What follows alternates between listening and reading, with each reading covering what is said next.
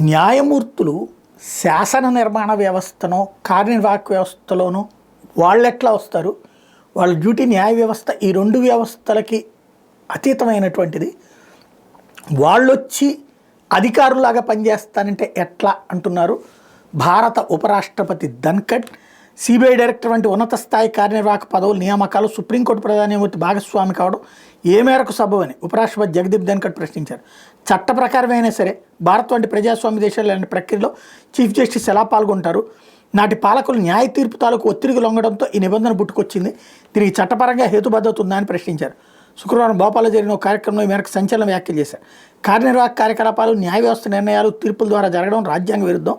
ఇలాంటి నిబంధనలు పునఃపరిశీలించాల్సిన సమయం వచ్చిందని అభిప్రాయపడ్డారు. పాలనాపరమైన వ్యవహారంలో శాసన న్యాయ వ్యవస్థల జోక్యం రాజ్యాంగ స్ఫూర్తికి విరుద్ధం అన్నారు.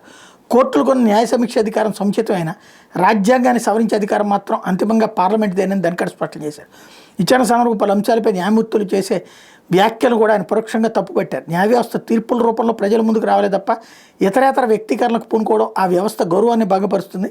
సామాజిక అంశాల మీద న్యాయమూర్తులు వ్యాఖ్యలు చేయడం ప్రపంచంలో మరెక్కడా జరగదన్నారు. రాజ్యాంగాన్ని వ్యాఖ్యానించే సాకుతో అధికారపు అతిశయం ప్రదర్శించరాదంటూ నర్మగర్భ వ్యాఖ్యలు చేశారు.